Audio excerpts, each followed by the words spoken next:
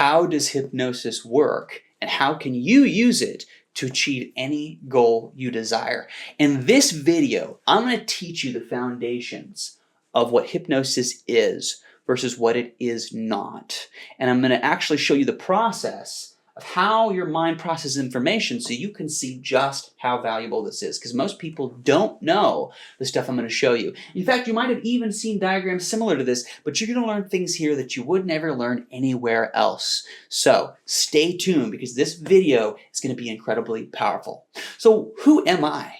Well, my name is Taylor Kyle. I'm actually a professional magician and hypnotist. I travel around performing on stage using the principles of magic and hypnosis and the psychology that they teach, especially, of course, the incredible psychology of hypnosis, because it has some of the most valuable information on earth, and I'm not joking.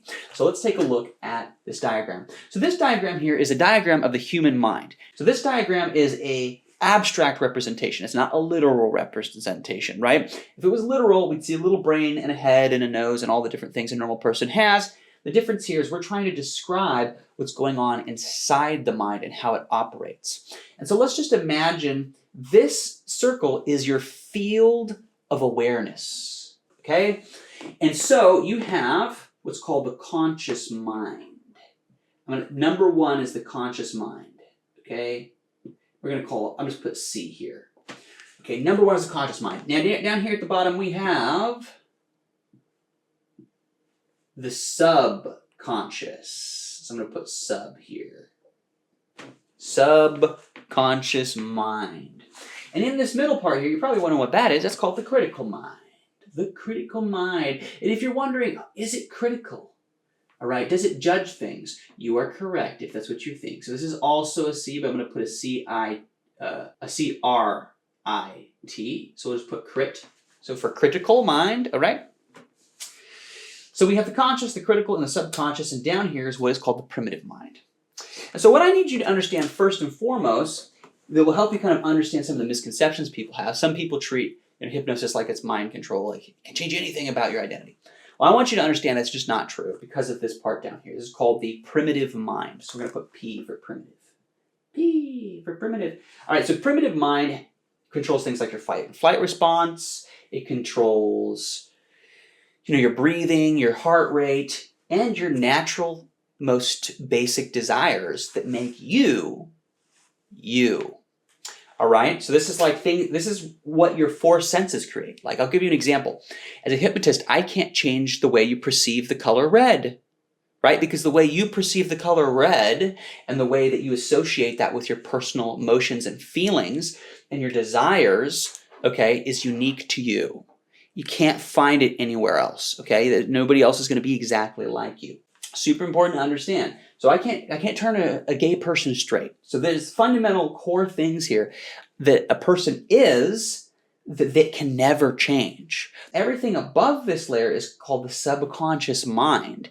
And this is programming. This includes habits. Like, let's say you say, I'm going to get up in the morning and I am going to wash the dishes. Some people get up and actually do it automatically without thinking, right? They just get up and they do the dishes and that's it. That's something that exists in the subconscious mind. When something feels natural and intuitive, it's in the subconscious mind. This is how you walk. Think about it. Have you ever been driving? Driving is similar. So have you ever been driving or walking and you just start thinking about something else, and the next thing you know, you've been walking for a while or you've been driving for a while and you totally lost track of time. You're just doing the activity without even thinking about it at all. That's because your subconscious mind was doing it for you, right? It was creating the experience for you so you don't have to worry about it. Now, these types of habits are actually a form of mental programming. So if you know anything about computers and how they're programmed, we're very similar. And you might wonder, why does it matter to know all of this? Well, because what it's going to show you is how you got programmed. How did you form the habits that you formed, and how do we go in and change these habits so you can achieve any goal you want? Because chances are you have certain things in life you want to achieve. You just imagine that. What do you want to do in your life? Is there anything that you wish you could do that feels hard to do? Well, what if you could make it so that things were as effortless as walking for you? What if achieving that career goal was as effortless as walking? What if starting that new business was as effortless as walking or driving? What if you could do it on autopilot? Well, you can using this technology of hypnosis, as I'm going to show you. And it really is a science, a technology of the mind. So here's the next part you need to understand. Your conscious mind is chattering away in your head. This is where you hold your plans, your beliefs about your current day, what you're going to do today, what you're thinking about, all that different stuff. And the thing is that it is controlled by this thing called the critical mind. It's this thing that goes across here, and it's a barrier. Now, this usually has a gate, okay, in here that prevents things from going down and changing your foundational core beliefs or habits that have been trained into you from a young age, okay? And so there's normally a gate here. So this critical mind serves to create what you believe you're supposed to do in life. And so this critical mind will oftentimes tell you, like an example is, you might go to do a job and your critical mind says, well, I'm just not good at doing job interviews, right? So your critical mind is telling you these things from your subconscious. It's communicating information to your conscious mind from your subconscious. And it's telling you things like, oh, you're just not good enough to do this job. You're just not, capable of stopping smoking. You're just not, and it's going to tell you all these crazy ideas, okay? And it's going to encourage you to want to say that to yourself, okay? Now, you can consciously override those thoughts. And people do this. Oftentimes, they'll say, oh, that was a weird thought. I don't want to think that. And they'll try to change it. The problem is, if you've ever had an addiction, it can be really hard to change these core thoughts. They keep popping up, even though you're consciously trying to fight them. You might consciously be like, oh, man, I don't want to think that. I don't want to think that. There's a part of me that just doesn't want to agree with that. I have this goal. This belief is getting in my way, but it keeps coming up. Or even worse, the habit itself, the feeling behind it keeps coming up.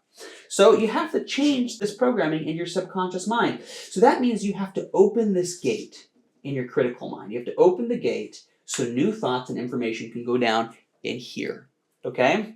And so this is where hypnosis comes in. Hypnosis is a process of being able to test how deeply somebody is able to go into their subconscious mind. And once you figure out how deep they are in the subconscious mind, you are able then to implant new ways of thinking, new habits quickly. So typically, you can change these things yourself by spending time every day. It's called self-hypnosis, giving yourself affirmations and desired beliefs. And you can actually practice a form of specific types of trance induction on yourself in a certain pattern that allow you to be more likely to get new beliefs or behaviors into your subconscious mind. The problem is it uses your conscious mind. So your conscious mind is always still fighting you. And your critical mind is always fighting you on some level to get down into that state of trance. So you can do self-hypnosis. I'm going to do a video on that where I'll teach you how to do self-hypnosis, okay? But it's important to understand that if you want to get down here rapidly, you need to know when you are actually in that deep state of trance. And this is where a hypnotist comes in. A hypnotist can come in and he can use very specific techniques to get you down there into this deep state and test it and know that you're deep enough to implant the suggestion, okay? And oftentimes, a hypnotist can help you make incredible changes, even in just 1 hour, all right? Okay, so this is the reason why it's so valuable. Yes, you can hypnotize yourself, and that is super valuable to do. And if you make hypnotizing yourself a habit that you do every day, you'll have massive progress in your life, especially if you center it around core beliefs and foundational habits around your general attitudes and behaviors and mindset around life. Because if you transform your mindset, this is why everybody's about mindset. If you can actually transform your mindset, you transform your fundamental way that you react to reality, and that shifts your identity. So I'm going to talk more about that in another video because mindset is something you can easily do, right? But it's important to understand if you want true rapid change that transforms your most basic behavior, this is the reason why hypnosis can actually do that. And this way you will understand why people act the way they do when they're in a deep trance. They're not mind controlled. It's that their critical mind and their conscious mind are quieted. And all the information coming in goes down here, so everything a person does feels effortless, automatic, natural. And the most powerful thing is it feels good and relaxing. It's not that people can't stop themselves from being hypnotized. It's that once they're hypnotized, why would they stop themselves? So if you like the video, you like the explanation, smash the like button, send the video to a friend that you think might like it.